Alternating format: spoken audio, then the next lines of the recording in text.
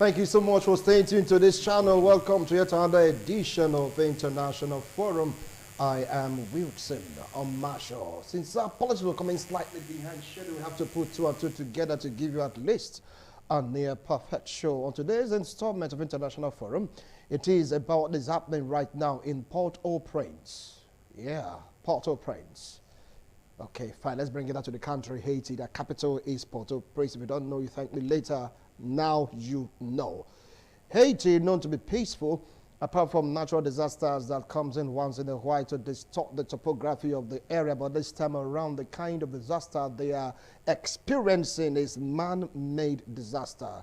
After the assassination of their president, Moise, it's been from one trouble to the other, where gang leaders and gang territories is now the order of the day in Haiti, especially in the capital.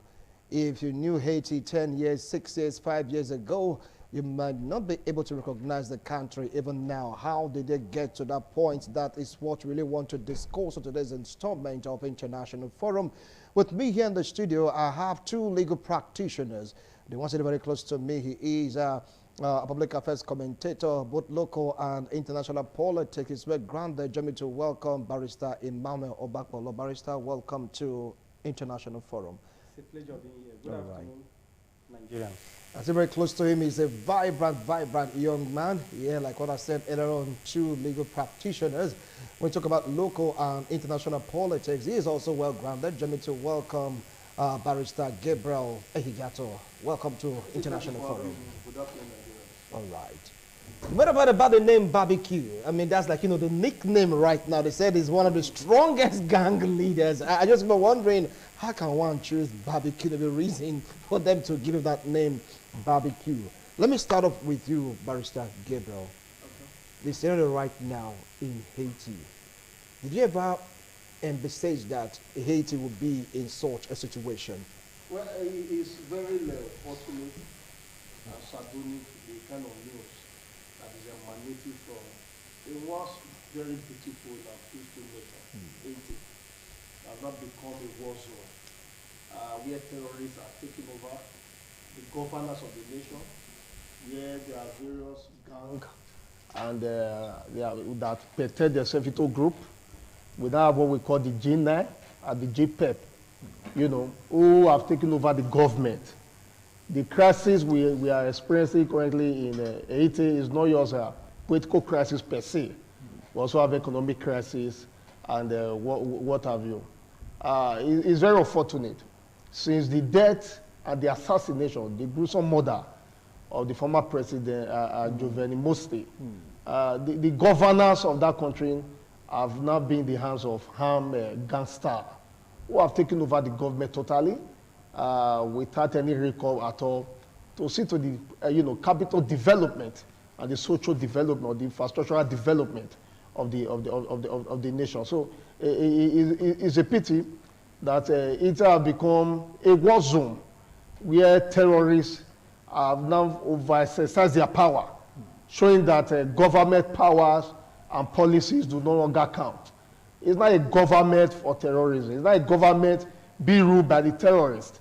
And that is the situation that we found ourselves. I do not forget that since November 2016, there have not been any presidential election.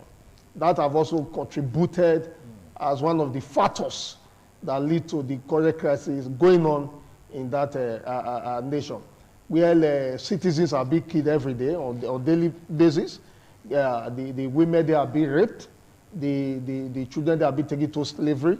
So look as if we have gone back to the colonial days. So it's painful to see all of this happening at this time. And to what's the situation? The almighty, quote unquote, the United Nations. We'll get there. Are ceased to abandon. Yes, we'll get to that point. We'll get to that point. They're probably wondering about that angle. What in the world is going on, Barrister Emmanuel? Well, yeah. It's sad to hear and see what is happening in Haiti. I want to quickly go back to memory lane.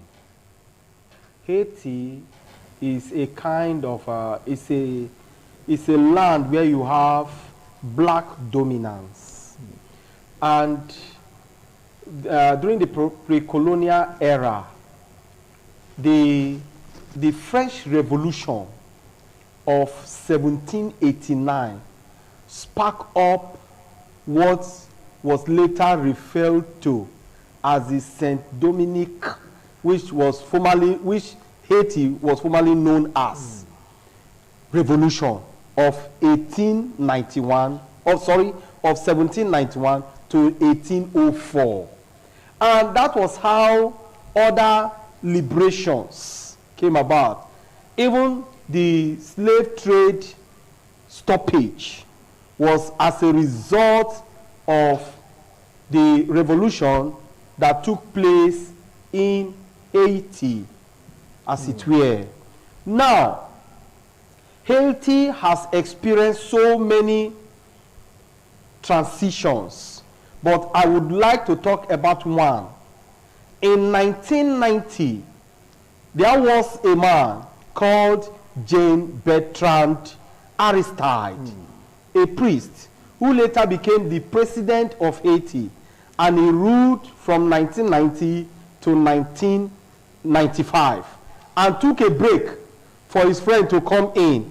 After that, he came back in 2000. Haiti, once upon a time, like my colleague said, used to be a very beautiful nation, but she's barricaded by natural disaster, political crisis, poverty, and others. So Haiti just now, and one problem, what really put Haiti in this problem today is not different from what is happening in most African countries. The gang group we are talking of today, they have been part of the political dispensation or transition in Haiti, just as today we have in Nigeria, where the politicians make use of young minds.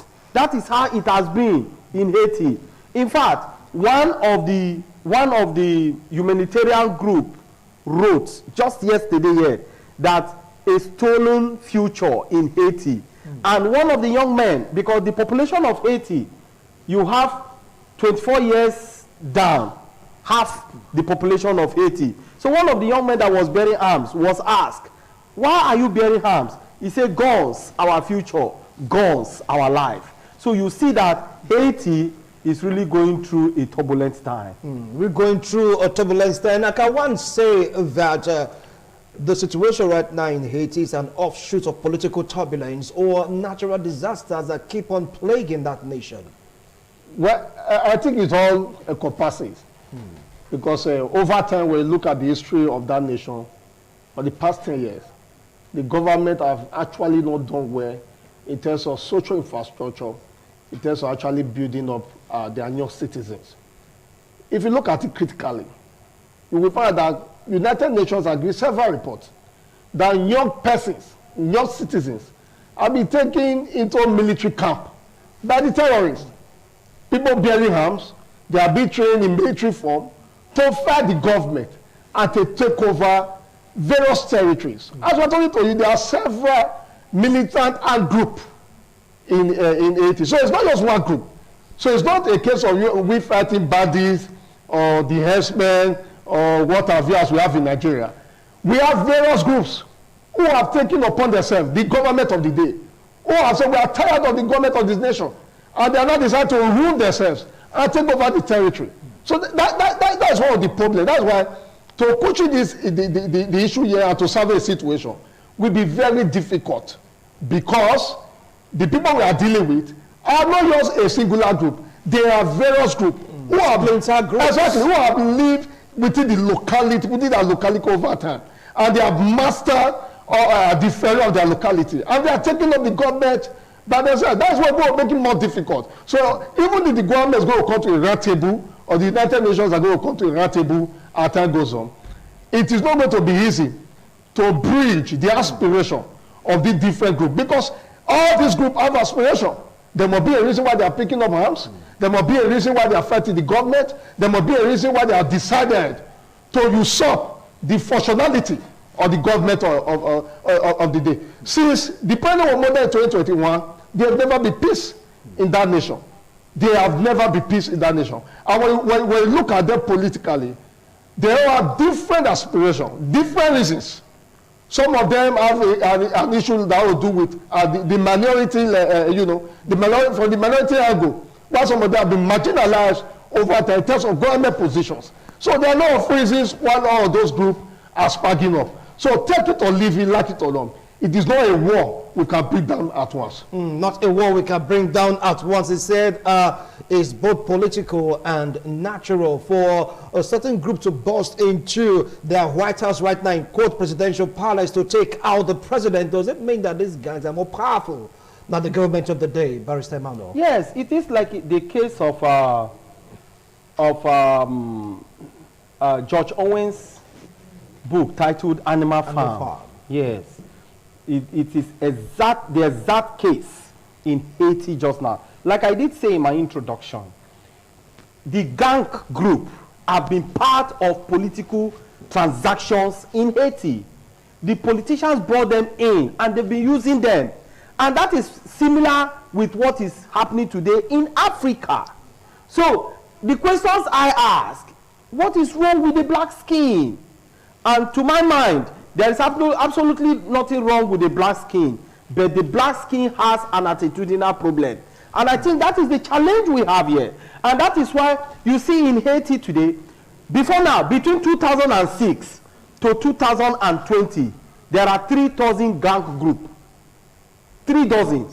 But as I speak with you just now, upon the assassination of President Moise in 2021, there are over 200 dozen gang groups. Over 200. So, where will the government, how is the government going to manage this? And you see now, the international community, they fold their hands and cross their legs. And they are watching at Africa. Exactly what happened in the then Zaire, now Congo DR. That is what we are seeing. They will be giving negative reports about Africa, but no step to call or step to fight or step to put to an end all of those negative attributes or character or activities that they mention of. So Africa must learn to take ourselves serious. And the same thing with Haiti. Now Haiti has so many challenges. There's natural disaster, there's political crisis, there's economic crisis. You see so much. There's also ethnic problem in Haiti. When Aristide became the president, one of his agenda was to fight ethnic crisis, and to the best of his ability, he was able to manage it. Mind you, same happened in Rwanda between the Hutsis and the Tutsis, and before you know, it was foiled by the international community.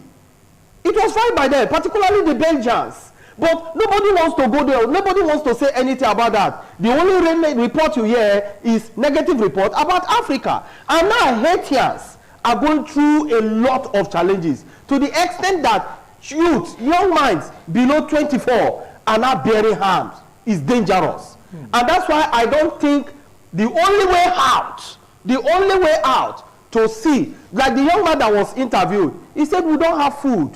Guns, our future. Guns, our lifestyle. So the international community or Africa or every other person who really wants Haiti to come back the way she used to be is to see how aid could be given to these people. All right, and before we dive more into the role of the international community to really take care of this country, to bring them back to the default mode, which is a peaceful mode they are used to, that we know them for, do you think what he opined that some external bodies are responsible for fueling the crisis in Haiti, like the example he gave, Rwanda? You can even talk about Libya. You can talk about so many other countries across the world. Is that a situation right now in Haiti that is being fueled by some persons outside of Haiti?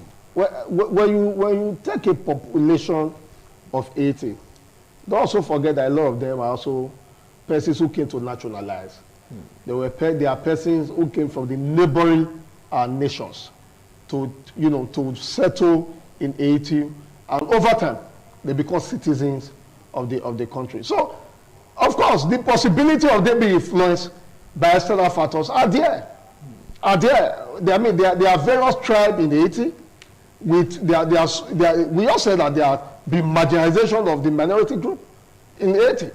Persons who have suffered politically, who have not actually have access to political positions, who have not actually have access to social infrastructure that be provided by the government, and now they are seeing external forces who is actually backing them up. That is what is actually one of the things that is causing the crisis. Apart from the political instability that's going on here, these are other, external interference factors that are also contributing to it. And I must say, the only social agent that can actually cool down this fuel is the United Nations. It's international communities. The United Nations must come to an agreement and round table to see how they could resolve all of these issues. Now, let me take, for example, the United States. The United States seems to have a great support for Harry, one of the contestants in the last election that was truncated in Haiti. Seems to have a support for him. And such candidates do not have all it takes to unify the people, to unify the various groups, the various tribes. And the United Nations are backing them up, the US per se, are backing them up. So there seems to be fueling the crisis the more. But it's unfortunate that Haiti is like a childless mother, or a mother who used to have children, but then has been abandoned. And the beautiful city is being destroyed, simply because of nations fear that it doesn't have any economic gain and benefit to them. Let me give you an example. Assuming Haiti has oil. Good question. The hypocrisy yes. for the international bodies, the hypocrisy for international communities. I mean, it's very obvious. It is visible for the blind to see. So what effort they are assuming Haiti has oil? Are we going to leave Haiti to destroy ourselves? No, there would have been a lot of positive interference. Sort out so many ways to rescue the situation. But what we are seeing now is practically different from what we expect from United Nations and other international forums. Now, he mentioned that vital mineral oil. We're talking about the crude right now. People have been raising this question. Had it been that it's like an oil-producing island, would the case would have been different? Because people are like taking side with what he just suggested. Had it been it was like a country that is so endowed with natural resources vis-a-vis, let's say, Qatar or Saudi Arabia, or you just name it, do you think that there would have been peace in that region? Well, I don't think the case may be different to an extent. Because even the presence of crude, the presence of natural resources in some countries today, before the international communities come in and begin to fuel different crises, and they come up with their principle that is called, quote and unquote, divide and rule. That is what we see. But again, let me quickly go back. Most of the presidents that have ruled Haiti before 2021 drafted and abolished the constitution. You can imagine that. The laws you drafted, you abandoned the same law, the grown up. So, what are you now promoting? Or what are you anticipating? It's nothing but crisis. And Haiti can be described as a banana island, a place where there is no law. And any community, any country, any nation, any state that there is no law, what is bound there? Anarchy. And that is what is happening in Haiti today. So, even if there is the presence of oil, we saw some countries in Africa, like Liberia, Sierra Leone. We know about the story. Even Libya. We know about the story. The only countries that have escaped the influence of international community with respect to fueling crisis are part of the Arab nations, because they have strict laws that they use to govern themselves. But over here in Haiti, the reverse is the case. And that's why you see Haitians today are in deep crisis. And I wonder whether this crisis will come to an end, particularly when it now involves young minds. Because the young minds have been marginalized. They've been so maltreated. They've been taken down the drain. They've been shown the way down the ladder, and they are down the ladder crying. They are in penury, they are in poverty, just as what most African young minds go through today. So, I must tell you, Wilson, whether there was oil or is in Haiti, the case may not be different. The principle of divide and rule may still be applied. All right, we want to apologize to our viewers out there for our inability to bring to you some visuals. Having serious problems with the visuals. Not too worrying in cause of any other program in International Forum. We get to see a display of the visuals so you can get to have a picture of what is really happening right now in Haiti. Too many technicalities in the visuals, just can't bring it to you. We do sincerely apologize. Now, I was going through one of the videos. I got to see a gunman shooting guns, speaking the language, but interpretation just had it. The Taliban, they are here. You know, they are here. Everybody's up to, like, you know, play according to our rule. We're just yelling, the Taliban, they are here. The Taliban, they are here. It was masked, and of course, with an AK-47. Do you see the American-backed government right now in quotes, though the person you mentioned is not popular, they have been able to make sure that these gangs, you know, hands off their weapons, and will access surrender weapons for peace to reign in that particular region, Port-au-Prince? You know, there's one thing about America. The America I know, that I read in the book, can never, you know, survey the situation they don't have interest for. So if America is supporting Harry Herod, it is because there's an interest. That's why they are supporting it. But it's not popular among the people. Yes, we shall agree with you that it's not popular. But there must be an interest. There must be an interest. If we are doubt, do not forget that that is emerges as a candidate for such position. Have people created more crisis? What have America done? Has America been able to influence the United Nations to see how they could solve the situation? And it goes back to the question again. Assuming Haiti has a lot of economic, you know, support, economic benefit that actually gives to the world. With the whole world be looking at it, destroying itself. But he said, but he said that wouldn't have mattered in this case. No. Oil is a very precious substance. Apart from oil, we have gold and other natural resources. So for America now to have taken the back seat, it shows critically, it's a big sign that something is wrong somewhere. It shows probably, because the way America is going over it looks as if they have lost interest. If they haven't lost interest, by now they should be able to influence other you know, nations of the world to see how to intervene in this whole. Do not forget that this crisis are beyond. If it became worse than the beginning of this year, between January to July, they have killed over 90,000 persons. You know, so what are we saying? If we continue now in the next 3 years, there may not be any nation called Haiti. To be frank, let's look at it critically.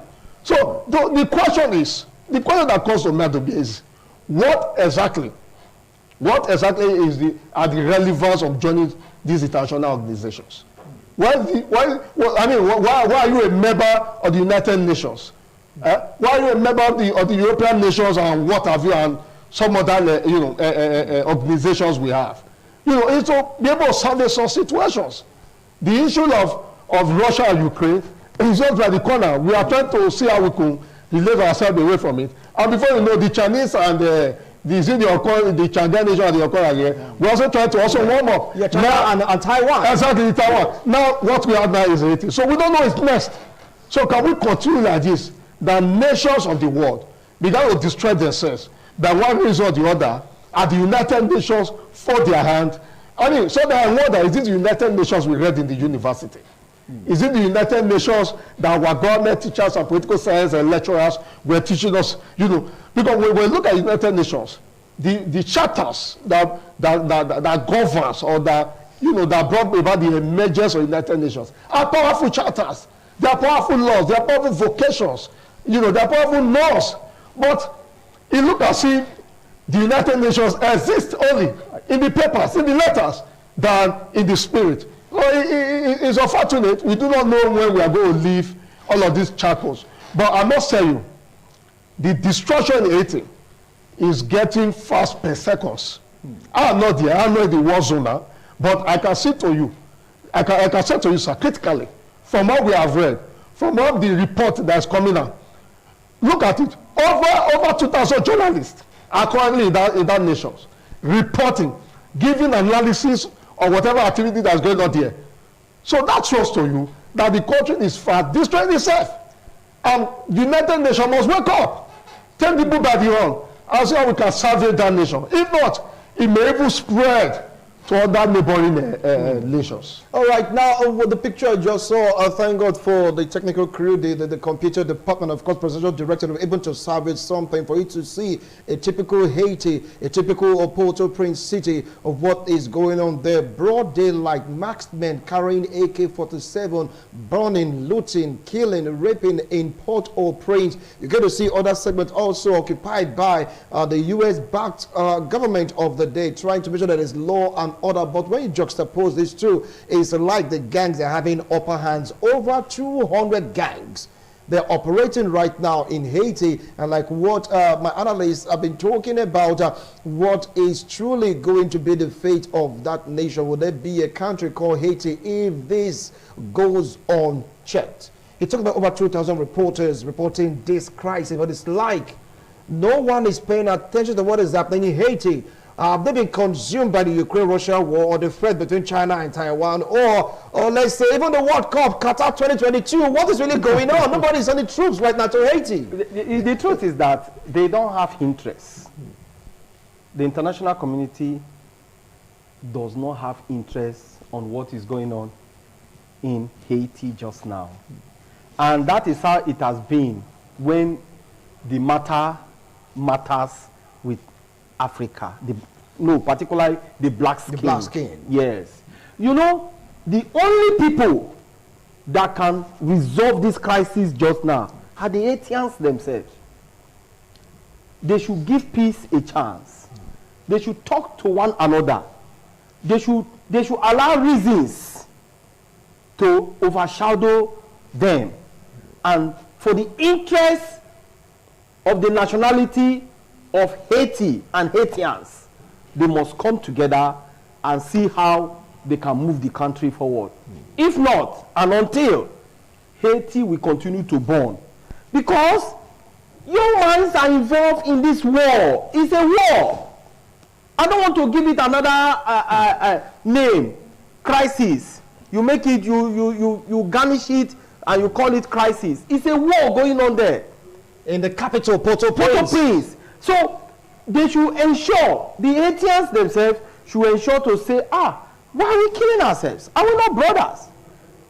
And the truth, what is happening there is not different from what had happened and is still happening in Afghanistan. So indeed, the Taliban are in Port-au-Prince, as it is now. The Taliban are there. So the only way out is to see how the youth can be put into meaningful activities. They should be engaged in meaningful activities. And this has been our cry over the years. Because before you know, it may not be 80 tomorrow. Another country, another one will spark up. Then, where will the international community begin to run from or run to, as the case may be? So, the Haitians must tell themselves nothing but the truth and see how they could resolve all of this that they are faced with just now. Because the international community will not come. There's no special interest in Haiti. And there has never been any special interest with anything that has to do with the black skin.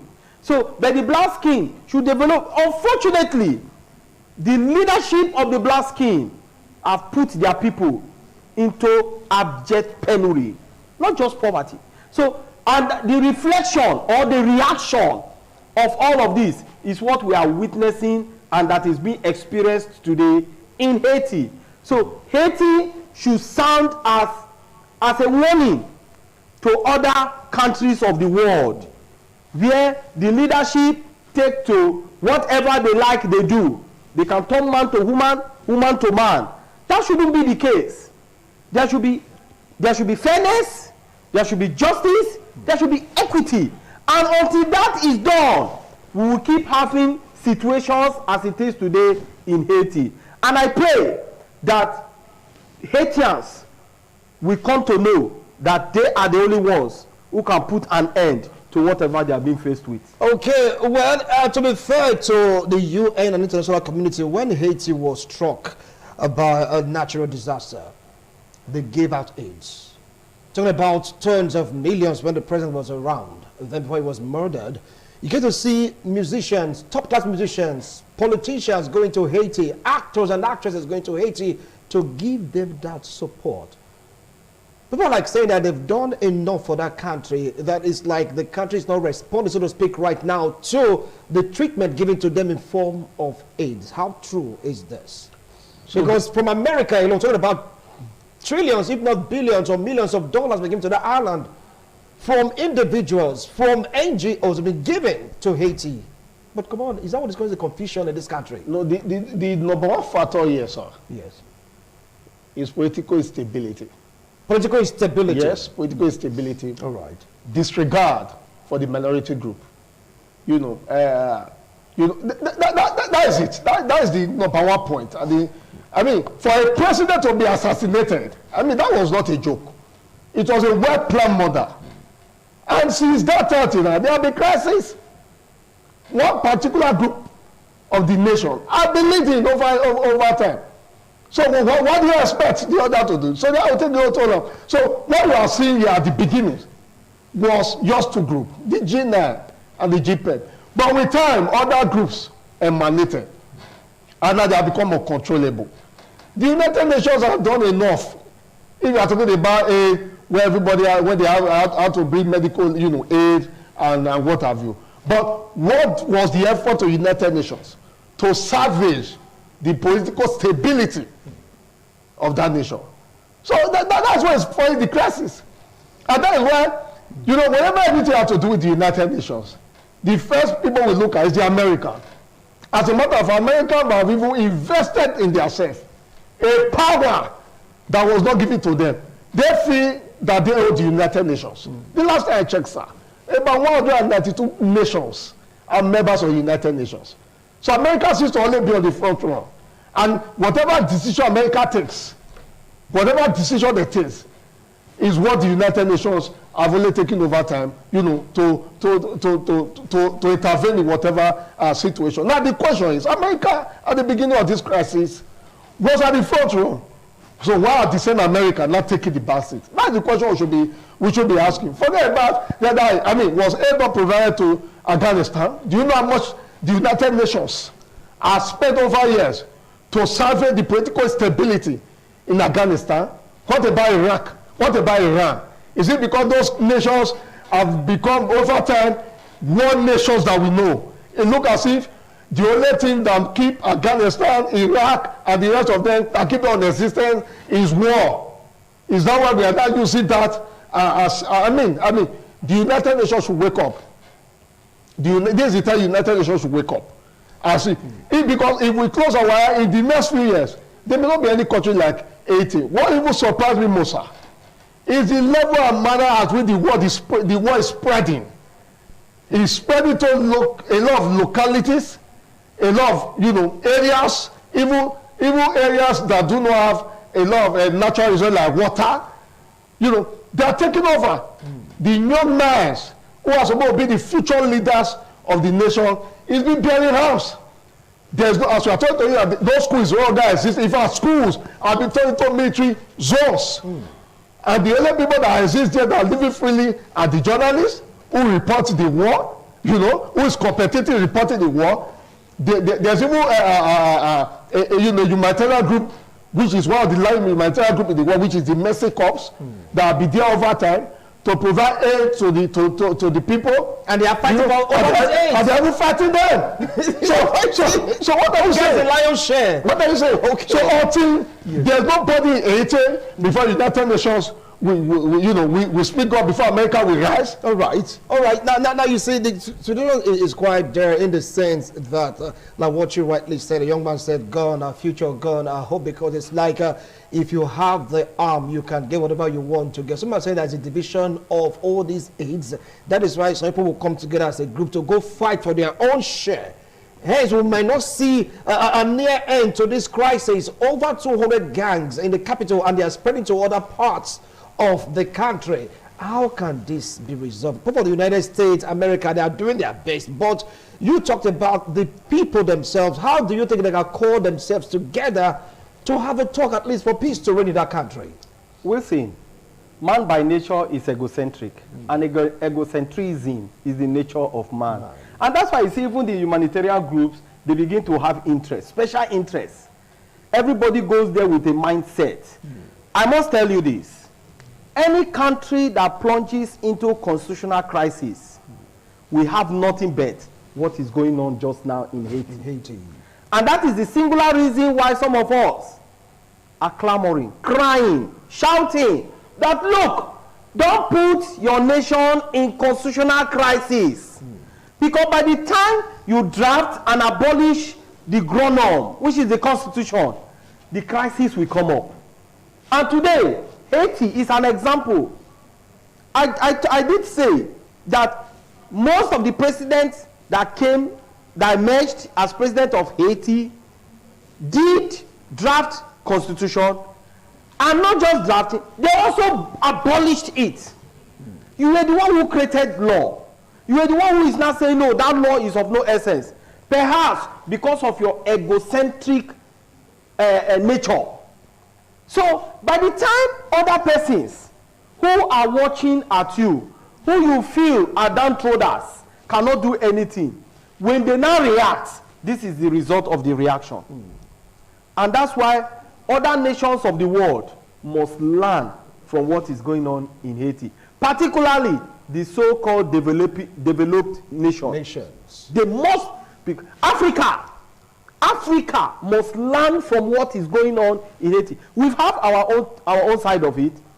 Sierra Leone, Liberia, Rwanda, Sudan, South Sudan, Congo, Congo DRC. Yes. So we've had our own turn of it, and I think we should learn from all of this, and Nigeria in particular should learn from this, because if we don't, Haiti may be a better place. But I pray and hope that things will not go this way, because just now it is going to be an Herculean task to take back Haiti to where she used to belong. All right, now, but do you think that bringing these gangs into government would be a starting point? You know, just come together, okay, fine, be part of the government. What do you think about that? Over time, dialogue have been one of the ways in which political crisis have been settled. But bringing the terrorists, the gangsters, the robbers, the harmed men to government, whatever name at which you brand them, is a bigger risk. I don't want them to start operating like what we have in some part of Nigeria where you could say repentant terrorists. Repentant terrorists. Once a thief is always a thief. Oh, but still, there's room for repentance. There's no room for repentance. If you repent, you repent. No. So that would be more dangerous, sir. The only solution is to call this men to a round table. Let there be equity. Let there be fairness. Let there be social justice. Because the absence of war is the presence of justice. Not evil peace. Not evil people. Once there's an injustice, there must be war. There must be war. So the presence of war is the absence of injustice. That's why there is war. Not that there is peace. So they must call all the groups, those that are offended, those that have been relegated to the background, to call them to the round table, to dialogue.